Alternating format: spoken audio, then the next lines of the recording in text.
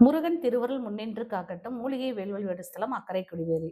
செய்வினை கோளாறு, பில்லி, சூனியம், ஏவல், கண்திஷ்டி, தீய சக்தி வீட்டில் இருக்குது அப்படின்னு உங்களுக்குள்ள ஒரு மன உணர்வு அடிக்கடி நமக்கு சொல்லிட்டே இருக்குது அப்படின்னு சொன்னா அதுக்குண்டான அறிகுறிகள் நமக்கு வீட்டிலேயே தெரியும்.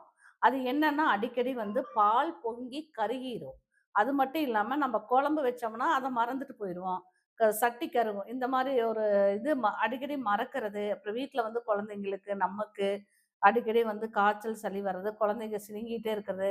இப்ப நம்ம போகும்போது நம்மள யாரோ கூப்பிடுற மாரி இருக்கு. திரும்பி பார்த்தா அங்க ஒருத்தரும் இருக்க மாட்டாங்க. இந்த மாரி எல்லாம் அப்புறம் அது போகலாக வீட்ல பணம் அ கணவன் மனைவிக்குள்ள அடிக்கடி சண்டை வர்றது. அப்புறம் இப்ப தொழில் செய்ய போறோம்னா, இன்னைக்கு ஒரு ஆர்டர் குடுக்குறேன்பாங்க. அது 500% நமக்கு 200% கண்டிப்பா நம்மளுக்கு வரும்னு நெனச்சுட்டு போவோம். ஆனா அது மறுபடியும் தாமதமாகும். இந்த மாரி ஒவ்வொரு விஷயங்களும் நமக்கு தள்ளி தள்ளி போயிட்டே இருக்கு. எந்த விஷயத்த எடுத்தாலும் தடங்கல், தடங்கல். இந்த மாரி தடங்கல் ஆகுது அப்படின்னு சொன்னா, இதுக்கு காரணம் இந்த பிரச்சனையில ஏதாவது ஒரு பிரச்சனை நமக்குள்ள இருக்கும். ஒண்ணா செய்வின கோளாறா இருக்கு, இல்லாட்டி கண் திஷ்டியா இருக்கு, இல்லாட்டி தீய சக்திகள் உள்ள இருக்கும். இது இப்ப இந்த பிரச்சனைக்கு நம்ம என்ன பண்ணணும் அப்படின்னு சொன்னா, அமாவாசை திதியில ஒரு கருப்பு துணி, ஒரு து ஒரு ஒரு துணி சின்ன துணியோ, ஒரு கருப்பு துணி எடுத்துக்கங்க.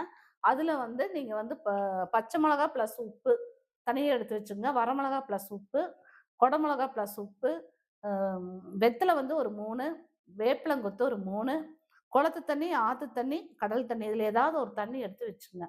எடுத்து வச்சுட்டு இடமிருந்து வலமா ஒவ்வொன்னும் தனித்தனியா 3 முறை சுத்தி அந்த கருப்பு துணியில போட்டுருங்க. போட்டுட்டு எல்லாம் சுத்தி ஒரு முடிச்சு போட்டு, நீங்க யாரு அதாவது ஜன நடமாட்டம் இல்லாதபோது நைட்டு ஒரு 9 மணிக்கு மேல அத தீய வச்சு எரிச்சுட்டு, அந்த தண்ணி அது மேல எரிச்சு முடிஞ்சதுக்கப்புறம் அந்த தண்ணிய அது மேல ஊத்திட்டு, நீங்க உள்ள யாரு எரிக்க போறீங்களோ அவங்க குளிச்சுட்டு உள்ள வாங்க. இந்த மாரி நம்ம அமாவாசை திதியில தொடர்ந்து பண்ணிட்டு இருந்தோம்னா, இந்த செய்வின கோளாறு வச்சாவோ, கண் திஷ்டி இருந்தாவோ நம்மள விட்டு போகும். வீட்ல எந்த சண்டை சச்சரவும் இல்லாமல் நிம்மதியான ஒரு வாழ்க்கை வாழ்வோம். வெற்றிவேல் முருகனுக்கு அரோகரா!